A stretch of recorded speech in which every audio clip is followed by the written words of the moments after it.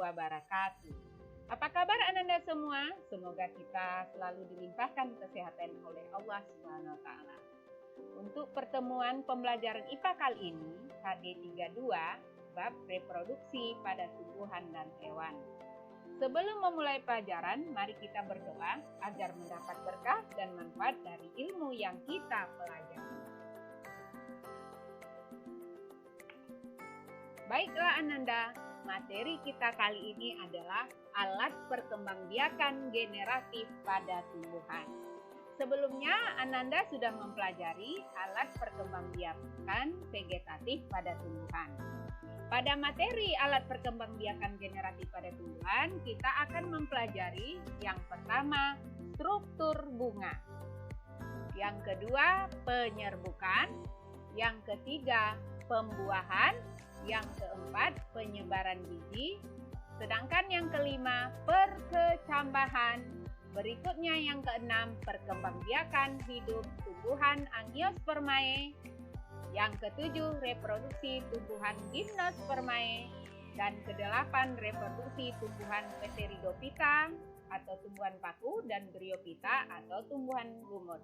Dan yang terakhir yang kita bahas pada materi ini adalah teknologi reproduksi pada tumbuhan.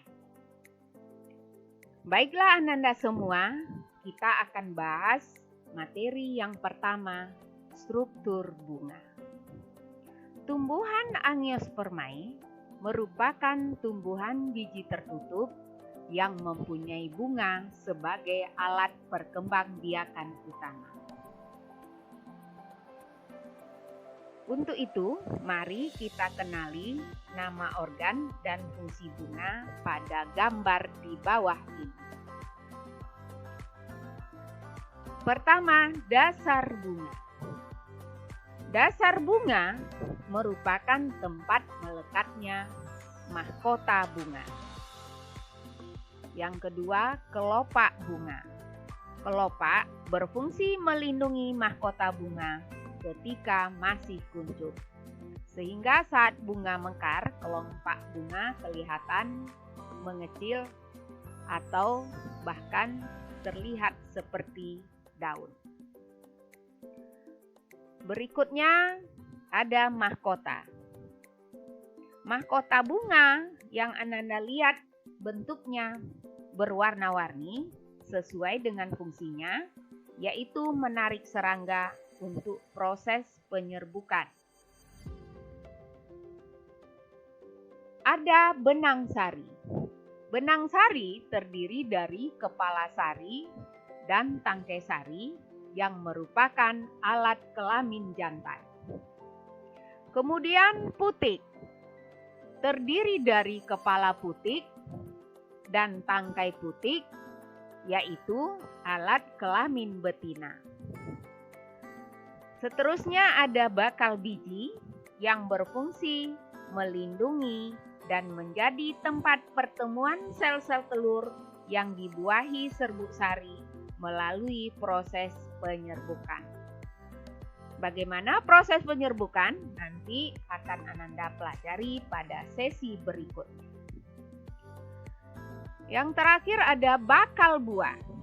Bakal buah sebagai tempat terjadinya pembuahan, di mana terjadi peleburan antara gamet jantan dengan gamet betina, sehingga dimungkinkan terbentuknya bakal buah. Nah, Ananda semua, itulah nama organ dan fungsi bunga. Mudah-mudahan Ananda bisa paham dengan apa yang dijelaskan tadi. Penyerbukan atau polinasi. Pada bagian bunga terdapat benang sari dan kepala putik. Proses menempelnya serbuk sari ke kepala putik dinamakan penyerbukan atau polinasi. Ingat Ananda, penyerbukan merupakan bagian penting dari proses reproduksi tumbuhan biji. Sekarang kita lihat macam-macam penyerbukan. Yang pertama, penyerbukan sendiri. Penyerbukan sendiri, serbuk sari jatuh di kepala putik itu sendiri dan dari satu bunga.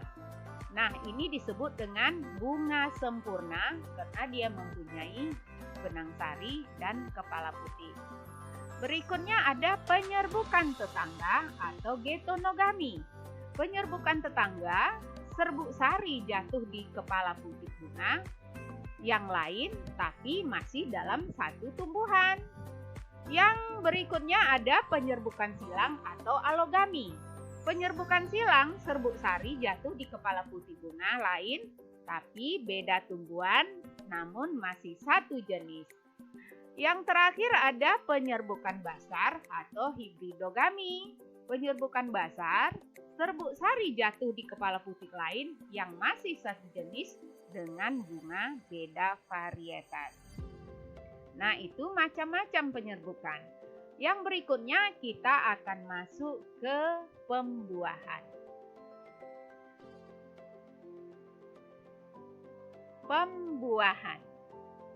Pembuahan adalah peristiwa peleburan sel kelamin jantan dan sel kelamin betina. Proses pembuahan pada tumbuhan Angiospermae terjadi pembuahan ganda atau terbentuk biji dan bakal buah. Sekarang mari kita lihat proses pembuahan ganda pada tumbuhan Angiospermae. Serbuk sari jatuh ke kepala putih. Serbuk sari tumbuh menjadi buluh serbuk sari yang di dalamnya ada 1 inti vegetatif dan 2 inti generatif. Selanjutnya, buluh serbuk sari menuju ruang bakal biji dan inti vegetatif berperan sebagai penunjuk jalan dan akan mati setelah serbuk sari sampai di bakal biji. Nah, inti generatif 1 akan membuahi ovum sehingga membentuk zigot atau disebut dengan diploid. Inti generatif 2 tadi akan membuahi inti kandung lembaga sekunder terbentuk endosperma sebagai cadangan makanan. Nah, pembuahan sel telur tadi yang membentuk zigot, kemudian pembuahan inti kandung lembaga sekunder tadi yang membentuk endosperma, maka disebut dengan pembuahan ganda karena terjadi 2 kali pembuahan. Berikutnya kita akan ke penyebaran biji. Nah, penyebaran biji boleh dengan bantuan beberapa, bisa dengan bantuan angin, bantuan hewan, bantuan air, atau dengan bantuan manusia. Kita lihat yang pertama dengan penyebaran biji dengan bantuan angin atau anemokari. Apa sih ciri tumbuhannya? Yang pertama, mahkota bunganya berukuran kecil. Berikutnya, warna bunganya tidak mencolok, serta memiliki tangkai sari yang panjang. Kemudian tidak memiliki kelenjar madu atau nektar, serta serbuk sari ringan, banyak dan berbulu sehingga mudah diterbangkan angin. Dan kepala putih besar kadang berbulu. Contohnya adalah padi dan jagung. Anda tentu mengenal padi dan jagung karena merupakan makanan pokok kita. Berikutnya ada penyebaran dengan bantuan hewan atau zookari. Ciri tumbuhannya adalah warna mahkota bunganya mencolok atau berwarna-warni sehingga menarik hewan untuk mendekatinya. Bunganya juga besar, memiliki bau yang khas, memiliki kelenjar madu, contohnya adalah melati dan mawar. Nah, perantara dengan hewan ada dengan perantara serangga, ada dengan perantara kelelawar, burung, dan mamalia seperti yang Anda lihat pada gambar di samping ini. Berikutnya adalah penyebaran dengan bantuan air atau hidrokori. Kamu semua tentu mengenal kelapa karena sering minum air kelapa ya. Ternyata penyebarannya dengan bantuan air karena hidupnya di dekat daerah perairan yaitu pantai. Dan bisa penyebaran air juga dengan tumbuhan yang hidup di air tawar. Contohnya adalah pohon kelapa dan pohon bakau. Berikutnya penyebaran dengan bantuan manusia atau antropogami. Nah, dengan bantuan kita, maka tumbuhan juga bisa melakukan penyebaran biji. Apa ciri tumbuhannya? Memiliki serbuk sari dan kepala putik tidak dalam satu duduk bunga. Kemudian kepala putik dalam kondisi tertutup dan serbuk sari sulit rontok. Contohnya adalah buah naga dan semangka. Materi berikutnya, perkecambahan. Tahapan perkecambahan yaitu berakhirnya masa dormansi biji ketika biji mulai tumbuh menjadi tumbuhan baru. Nah, faktor-faktor apa saja yang mempengaruhi perkecambahan? Pertama adalah faktor dalam. Faktor dalam yaitu berupa ukuran benih, tingkat kemasakan benih, dormansi, dan inhibitor. Apa itu dormansi? Dormansi yaitu peristiwa di mana biji mengalami masa istirahat. Sementara inhibitor adalah merupakan zat yang menghambat atau menurunkan laju reaksi kimia. Jadi ada zat ini yang menghambat, ada yang mempercepat. Yang mempercepat disebut dengan katalis. Kemudian faktor luar. Faktor luar yang mempengaruhi perkecambahan adalah air, suhu, cahaya, media, temperatur, dan kelembapan. Nah, Nanda sekalian, setelah kita mempelajari tentang struktur bunga, penyerbukan, pembuahan, penyebaran biji, dan perkecambahan, maka kita akan melihat bagaimanakah perkembangan hidup tumbuhan Angiospermae. Nah, tumbuhan ini memiliki siklus hidup yang dimulai ketika inti sel kelamin jantan dan betinanya bersatu membentuk zigot. Selanjutnya tumbuh dan berkembang menjadi tumbuhan dewasa. Kita lihat yang pertama pada gambar ini disebut dengan proses penyerbukan, yaitu jatuhnya serbuk sari ke kepala putik, maka akan terjadi fertilisasi di dalam bakal biji. Nah, kemudian dia akan berubah menjadi atau berkembang menjadi biji dan struktur buah. Jadi ini adalah biji nomor 2, sedangkan 3 adalah buah yang membungkus biji. Kemudian biji tadi akan melakukan proses perkecambahan yang sudah kita bahas di atas tadi. Kemudian tumbuh menjadi tumbuhan baru dan akan terbentuk bunga, sehingga di sini akan ada struktur bunga. Struktur bunga tadi kita sudah bahas, ada serbuk sari dan kepala putik. Maka ini nomor 6 adalah struktur benang sari, kemudian nomor 7 struktur putik, dan nomor 8 adalah struktur serbuk sari. Kemudian serbuk sari ini kembali jatuh ke kepala putik, akan terjadi pembuahan. Begitulah sehingga akan banyak individu-individu baru tumbuhan Angiospermae. Gimana anak Nanda? Bisa paham? Mudah-mudahan ya. Dan ingat juga untuk membaca buku-buku lain yang relevan termasuk literasi IPA. Materi berikutnya adalah reproduksi tumbuhan Gymnospermae. Siklus hidup pada Gymnospermae terdiri atas 2 tahapan, yaitu sporofit dan gametofit. Tumbuhan Gymnospermae tidak memiliki bunga seperti halnya tumbuhan Angiospermae, namun tumbuhan Gymnospermae memiliki alat reproduksi seksual yang disebut strobilus atau runjung. Jadi ada strobilus jantan dan strobilus betina. Kemudian fase sporofit menghasilkan spora melalui meiosis yang berkembang menjadi gametofit. Sementara fase gametofit menghasilkan gamet. Apa saja contoh tumbuhan Gymnospermae? Seperti pada gambar ada pakis haji yang sering Ananda lihat sebagai tanaman hias.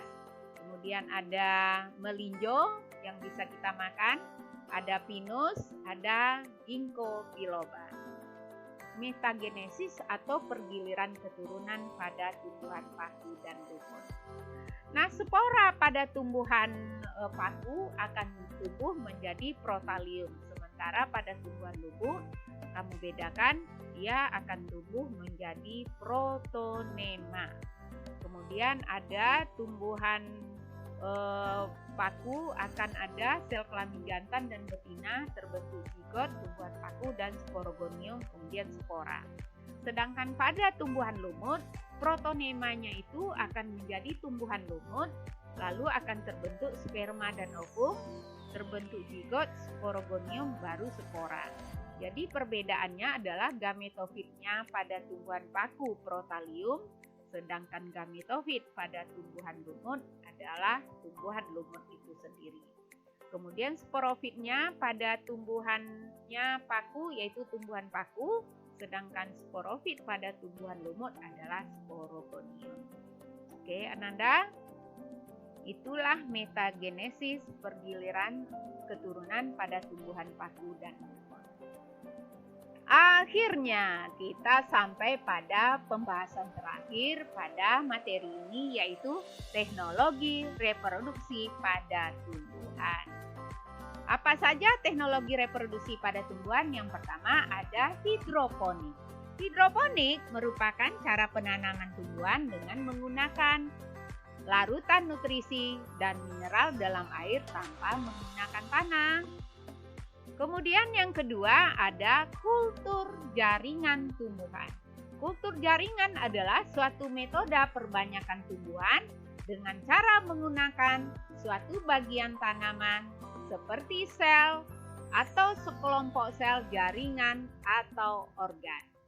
Yang berikutnya ada vertikultur, yaitu budidaya tanaman dengan cara membuat instalasi secara bertingkat dengan tujuan untuk meningkatkan jumlah tanaman. Luar biasa ya. Nah, apa sih manfaatnya teknologi reproduksi ini? Yang pertama, kualitas yang dihasilkan tentunya lebih baik. Kemudian tanaman bebas pestisida sehingga dapat dikonsumsi dalam kondisi segar. Nah, tekniknya juga mudah diterapkan. Bahan-bahan yang digunakan sebagai wadah media tanam dapat disesuaikan dengan kemampuan dan tentunya menghemat air dan lahan. Oke, Ananda sekalian, itu saja pembahasan kita pada materi ini. Mudah-mudahan Ananda bisa paham, dan untuk lebih lanjutnya, untuk lebih pahamnya, Ananda bisa membaca buku literasi kelas 9 IPA atau buku-buku lain yang relevan. Sekian dan terima kasih. Wassalamualaikum warahmatullahi wabarakatuh. Salam sehat.